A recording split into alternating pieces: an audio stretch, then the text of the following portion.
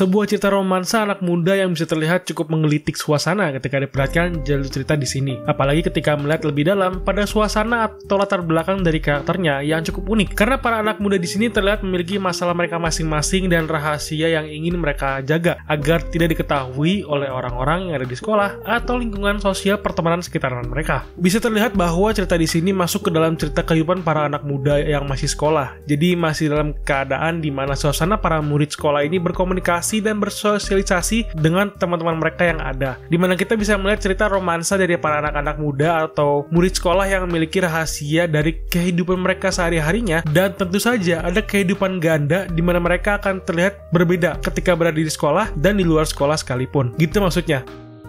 Contohnya aja nih seperti si Hori, sang MC cewek kita di sini yang tidak mau untuk teman-temannya tahu bahwa dirinya harus mengurus rumah dan adiknya seperti ibu rumah tangga. Dan ada saat dimana dia memang iri karena tidak bisa bersenang-senang dengan teman-temannya seperti anak muda normal lainnya. Kira-kira seperti itu gambaran dari serinya, dan sekarang gue akan coba membahas pandangan gue terhadap seri Horimiya episode 1 dan 2 yang sudah gue tonton. By the way, untuk kamu yang mencari sumber cerita dari seri ini, bisa baca manganya, dan sudah tersebar manganya di Indonesia secara resmi dalam bentuk buku komik, dan tentu saja sudah ditranslate Indo tentunya. Lalu bukunya bisa dibeli di toko-toko buku jika kamu berminat. Masuk ke pembahasan pertama, gue akan coba membahas satu cerita dari seri anime Horimiya di sini. Gue sudah pernah baca komik atau manganya, jadi gue cukup tahu cerita yang ada di sini ya. Apalagi dalam ceritanya yang membuat gue cukup tertarik adalah ketika awal-awal cerita seperti di sini yang sudah kita lihat di episode 1, di mana orang-orang atau Hori sendiri melihat sang MC laki-laki kita, yaitu Miyamura, sebagai anak yang penyendiri, di mana hal ini yang membuka lembaran keunikan dari cerita yang ada. Karena dari pandangan seperti ini kita bisa melihat sebagai manusia juga kita biasanya langsung menjudge atau melabel seorang sesuai dengan pemikiran kita. Apalagi untuk penonton yang belum baca manga atau nonton trailernya, mungkin penasaran dengan ada apa sebenarnya dengan sang MC laki-laki kita di sini. Apalagi jika kamu sadar bahwa di sini pertemuan di si Hori dengan Miyamura itu ketemu mulu di adegannya, seperti sebuah pertanda untuk mereka ini akan bertemu lagi nantinya. Jadi kayak sudah ada benang merah ceritanya langsung diperhatikan gitu ya, yang memang sudah terlihat cukup jelas banget gitu. Karena banyak banget kan tanda-tandanya yang diperlihatkan di setiap adegan jika kamu sadar.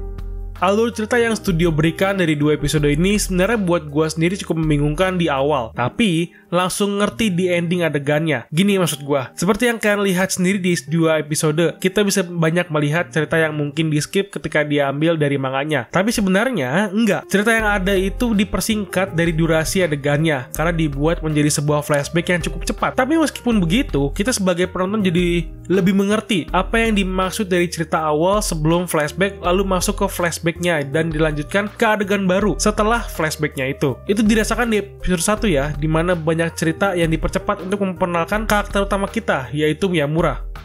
Dan hal ini membuat gue berpikir juga nih dari tujuan studio untuk mempercepat cerita yang ada di episode 1 dan 2, dimana kelihatannya mereka ingin mempercepat pengenalan semua karakter yang ada sebelum masuk ke cerita inti. Itu di saat Miyamura dan Hori mulai berpacaran. Itu yang gue rasakan dari cerita episode 1 dan 2, dimana di episode 1 mereka mengenalkan cerita karakter utama dari orang-orang sekitarannya atau karakter pembantunya lah. Lalu di episode 2 mereka langsung mengenalkan karakter support utama atau tambahan, yaitu para anggota OSIS-nya. Jadi ya untuk episode 3 dan seterusnya, kemungkinan kita bisa lebih nyaman untuk melihat cerita dari para karakternya dan kisah romansa cinta mereka. By the way, gue jujur aja gue kurang suka sama romance sekolahan zaman sekarang. Itu genre yang gue kurang suka. Gue lebih suka romance kerajaan dengan pembahasan dendam dari plot ceritanya. Tapi untuk seri ini, gue melihat ada hal yang unik pada saat baca manganya, dan ceritanya juga lumayan untuk diikutin. Jadi pas ketika nonton animenya di sini, gue tidak kecewa sama sekali men. Malahan gue merasa kayak wow, ini sebuah versi yang cukup baru dan cukup fresh gitu untuk ditonton dan diikutin.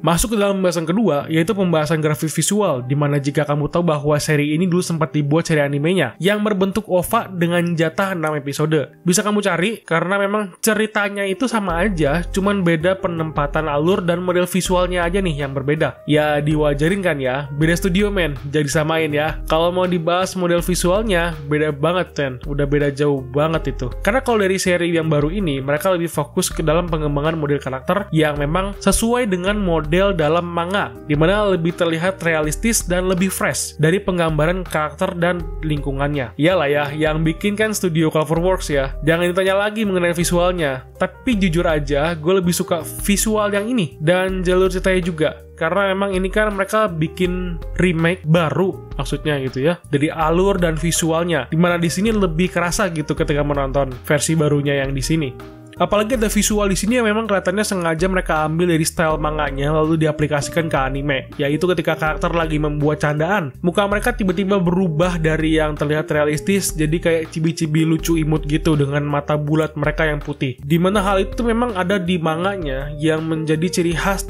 dari komedi yang mereka tawarkan dalam cerita. Biasanya ketika diaplikasikan ke anime, kita kan banyak melihat atau menemukan masalah. Tapi di sini kita bisa melihat bahwa ini cerita slice of life, romance, dan komedi santai. Dimana penempatan gambar chibi seperti itu cocok banget men. Jadi enak untuk menambah suasana komedi ketika menonton alur ceritanya sedang berjalan.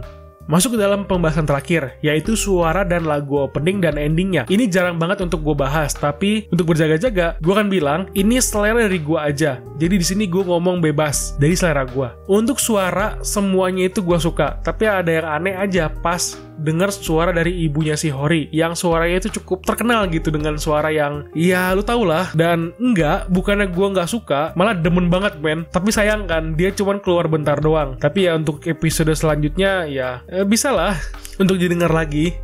Lalu ngomongin lagu opening dan ending. Jujur aja gue suka sama lagu endingnya, apalagi dibarengin dengan visual 3D chibi yang imut-imut gitu. Demen banget men, gue ngeliat berulang-ulang sambil dengerin lagunya. Itu bener-bener enak banget. Nah, itu aja pendapat dan pandangan gue mengenai seri anime Horimiya episode 1 dan 2. Bagaimana pendapat kalian mengenai seri anime ini? Tulis kolom komentar ya. Dan jangan lupa bantu share video ini ke semua sosial media kalian. Jika kalian suka dengan pembahasan dalam video ini, tekan tombol subscribe-nya ya untuk membantu menyemangati gue untuk terus bikin video. Dan jika kalian ingin lebih membantu channel ini, bisa langsung berikan dukungan kalian ke link di deskripsi. Thank you and bye-bye.